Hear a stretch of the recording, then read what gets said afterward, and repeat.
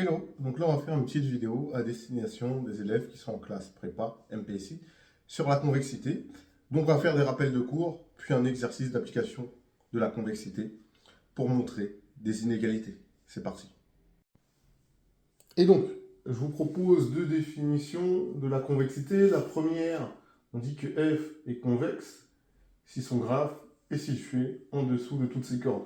Autrement dit, pour évidemment tout élément A et B de l'intervalle de départ, si la fonction f est définie sur i, pour n'importe quel lambda de l'intervalle 0, 1, f de 1 moins lambda a plus lambda b est inférieur ou égal à 1 moins lambda f de a plus lambda f de b. Et la concavité, vous comprenez bien que c'est l'inverse. Et vous avez la courbe de la convexité et de la concavité, évidemment. Derrière, on peut passer à un théorème qui nous dit une information aussi sur la convexité. Si on considère une fonction f définie sur l'intervalle i incluant r, f est convexe sur i, c'est équivalent à dire que f' est croissante sur i et que f seconde est positive. D'accord? Et donc on va faire deux petits exercices sur la convexité, mais on va rappeler un petit théorème juste avant qui va nous être intéressant. Donc, en effet, si on considère une fonction f de i dans R, on dit que f est convexe sur i si et seulement si, pour tout point a de i, la fonction suivante, qu'on appellera t de a, qui a x associe f de x moins f de a sur x moins a, est croissante sur i privé de a. Et la concavité, ce sera décroissante, tout simplement. Et donc, on va faire l'exercice suivant qu'on voit au-dessus. Et donc, montrer que la fonction ln est concave sur r plus étoile. Et après, on nous dit en déduire que pour tout x strictement supérieur à moins 1, ln de 1 plus x inférieur ou égal à x. Bon, c'est parti. Et donc, c'est avec une facilité déconcertante qu'on va le faire, c'est simplement qu'on va dériver deux fois.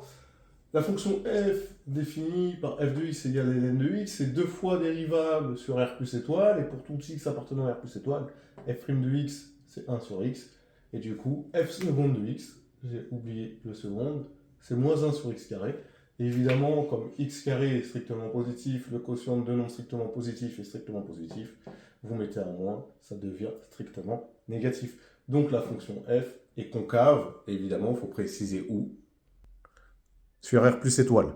La deuxième question, c'est de montrer une inégalité. Mais maintenant que je sais que f est concave, et donc maintenant en appliquant le théorème que vous voyez ci-dessous, je peux dire que la fonction g, définie par x donne f de x moins f de a sur x moins a, est décroissante sur 0 a exclu et sur a plus l'infini exclu. Évidemment, a il appartient à R plus étoile, d'accord? Il faut bien préciser. Alors pourquoi on a fait tout ça et pourquoi j'écris tout ça? Parce qu'en fait, si ma fonction f c'était ln de x, ok c'est bien, mais imaginons que j'aurais pris cette fonction-là, qui est la même, à quelque chose de près, ln de x plus 1. Celle-là, elle est plus définie sur R plus étoile, elle est définie sur moins 1 plus l'infini, et ça va en R, on est d'accord? Et évidemment, celle-là, elle est concave. Concave parce que, vous savez, comme la fonction ln, elle est concave, celle-là, elle sera concave. Effectivement, quand vous dérivez une première fois, vous aurez f' de x qui sera égal u' sur u, c'est-à-dire 1 sur 1 plus x, et f seconde, évidemment, vous allez avoir moins 1 sur x plus 1 au carré, et ça, c'est négatif. Ok, du coup, moi, ça change tout. C'est-à-dire que moi, je vais travailler ici plus avec la fonction x donne ln de x, la fonction x donne ln de 1 plus x, ou x plus 1. D'accord? Et là, j'aurai ln de 1 plus a. Et du coup, celle-là, elle est décroissante sur moins 1 a union a plus l'infini. Maintenant, j'ai juste à prendre a égale 0.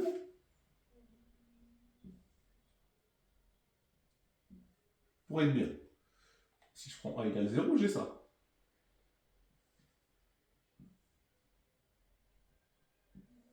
Ok? Mais x moins 0, ça fait x. Ok? ln de 0 plus 1, ça fait ln de 1. ln de 1, il vaut 0. Mais on va le laisser comme ça. Or, qu'est-ce qu'on sait? C'est que la limite de ln de 1 plus x moins ln de 1 sur x, bah, c'est ln prime de 1.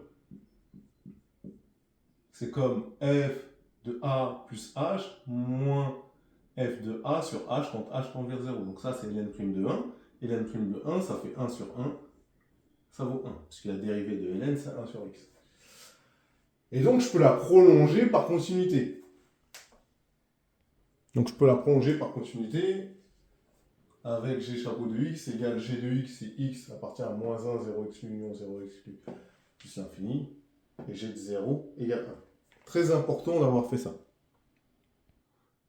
Ainsi, pour tout x de l'intervalle moins 1, 0, ln de 1 plus x moins ln de 1 sur x inférieur, je pourrais même le sortir lui, je vais le sortir, ce sera plus simple. Inférieur, qu'est-ce que je dis? Supérieur ou égal à g de 0 à cause de la décroissance. À g chapeau de 0. Mais g chapeau de 0, on a dit qu'il valait 1. D'accord? Donc, ln de 1, il vaut 0. Donc j'ai ln de 1 plus x sur x qui est supérieur ou égal à 1. Ah, vous dites ok. Mais x, il est comment? Il est négatif. Donc quand je vais multiplier par x de chaque côté, eh ben, ça va changer le sens de l'inégalité.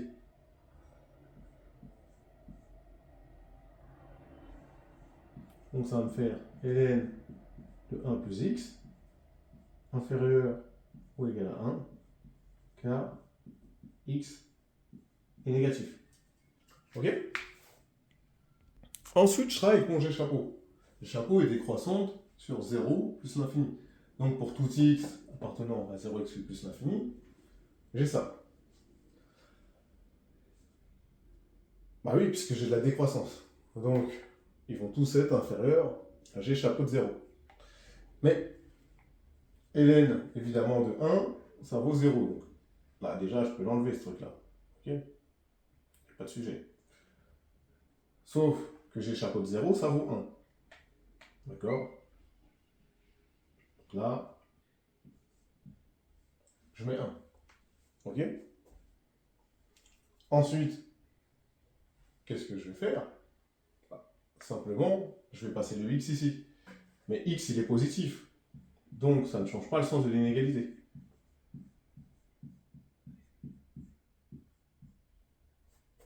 D'accord? Donc,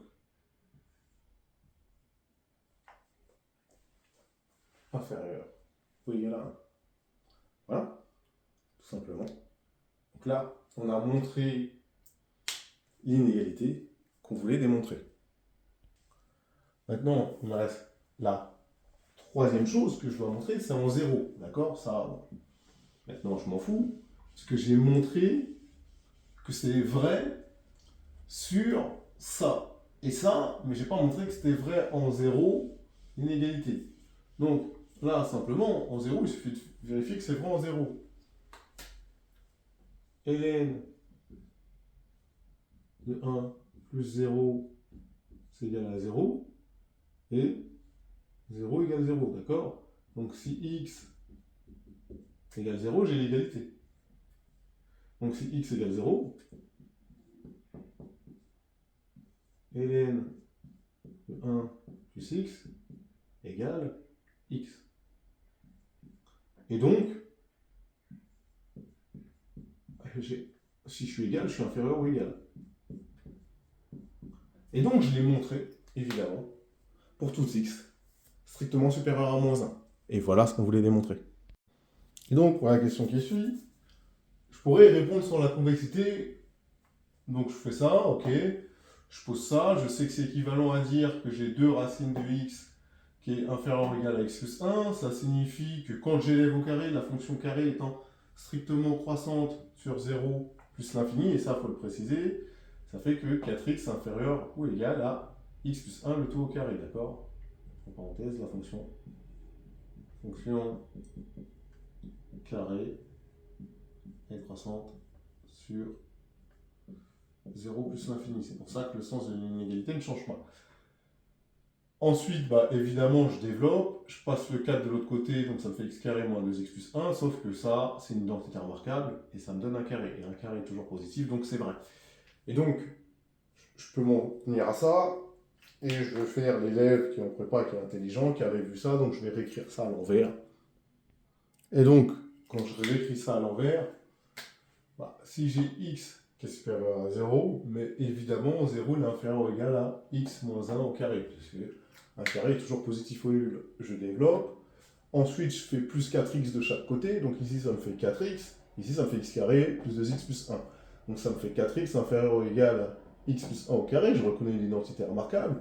Ensuite, je prends la fonction racine carrée, qui est une fonction qui est strictement croissante sur 0 inclus plus l'infini, donc le sens de l'inégalité ne change pas. Ensuite, du coup, racine de 4, évidemment, ça fait 2, donc ça me fait 2 racines de x, inférieur ou égal à la valeur absolue de x plus 1, parce que racine carrée de quelque chose au carré, ça donne sa valeur absolue. Mais comme x plus 1 est positif, valeur absolue de x plus 1, c'est x plus 1, et ensuite vous divisez par 2, et vous obtenez le résultat que vous souhaitez.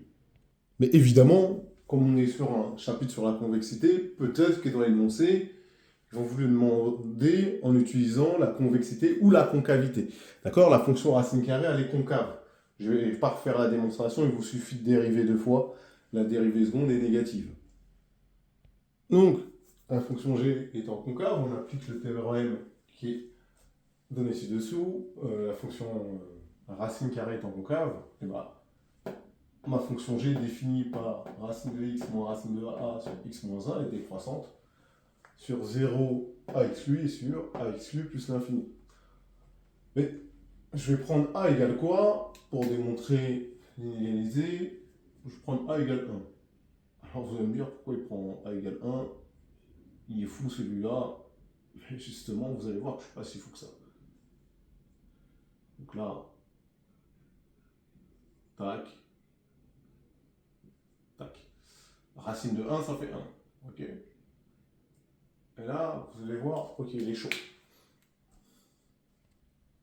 Or, la limite, lorsque x tend vers 1 de ça, bah, je peux le réécrire. En bas, je reconnais une identité remarquable, laquelle a au carré moins b au carré, parce que x, je pourrais l'écrire racine de x au carré, et 1 au carré. Ok? Vous voyez bien, ça et ça, c'est la même chose. Du coup, je reconnais l'identité remarquable a moins b facteur de a plus b, mais ce qui est génial, c'est qu'ici, tac, tac, et du coup, il me reste 1 sur racine carrée de x plus 1. Et bah, la limite, évidemment, en 1, c'est 1 demi. Donc, je peux la prolonger par continuité, ma fonction g.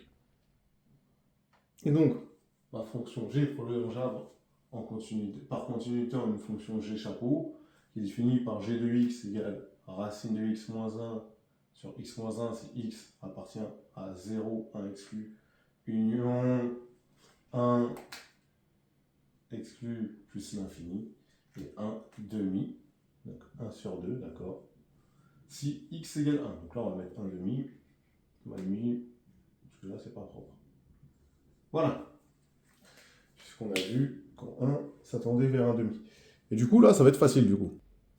Donc là, toujours, bah, moi j'ai G chapeau qui est décroissante sur 0, 1 inclus, et du coup, je sais que pour tout x de 0 inclus, 1 exclu, G chapeau de x est supérieur ou égal à G de 1, à cause de la décroissance. Ensuite, bah, comme je suis supérieur, bah, je remplace G chapeau de x parce que ça vaut, ça fait racine de x moins 1 sur x moins 1. Ensuite, je vais multiplier par x moins 1 de chaque côté. Mais x, il est entre 0 et 1. Donc x moins 1 est négatif. Donc ça a changé le sens de l'inégalité. Donc j'aurai racine de x moins 1 inférieur ou égal à x moins 1 sur 2. Ensuite, qu'est-ce que je vais faire? Je vais rajouter 1 de chaque côté. Ça ne change pas le sens de l'inégalité. Sauf que x moins 1 sur 2 plus 1, ça me fait x plus 1 sur 2. Donc racine de x inférieur ou égal à x plus 1 sur 2. À droite, g, elle est décroissante sur 1 inclus plus l'infini. Donc pour tout x de 1 exclu plus l'infini, g chapeau de x est inférieur ou égal à g chapeau de 1. J'ai oublié de mettre le chapeau ici et ici. D'accord? Sinon, vous n'allez pas comprendre. Puisque g de 1 n'existe pas. C'est g chapeau. Le prolongement par continuité de g. Là, de la même manière, ça me fait que racine de x moins 1 sur x moins 1 est inférieur à 1 demi. Là, je vais multiplier par x moins 1, mais attention, x est plus grand que 1, donc x moins 1 est positif, ça ne change pas le sens de l'inégalité. Et du coup, quand on va rajouter 1 de l'autre côté, ça me fait racine de x inférieure ou égal à x plus 1. Donc j'ai démontré cette inégalité, cette fois-ci grâce à la concavité, mais je l'ai démontré que sur 0 inclus, 1 exclu, et sur 1 exclu, plus l'infini. Il faut que je la montre que je l'ai en 1. Évidemment, si x égale 1, je vais avoir l'égalité, parce que si x égale 1, racine de x, ça fait racine de 1, et racine de 1, ça vaut 1. Et x plus 1 sur 2, ça fait 1 plus 1 sur 2, 2 sur 2, ça fait 1. Donc ça me donne que racine de x égale x, si x égale 1. Donc maintenant, j'ai montré pour tout x strictement positif, racine de x est inférieur ou égal à x plus 1 sur 2. D'accord? Bon. Plutôt pas mal.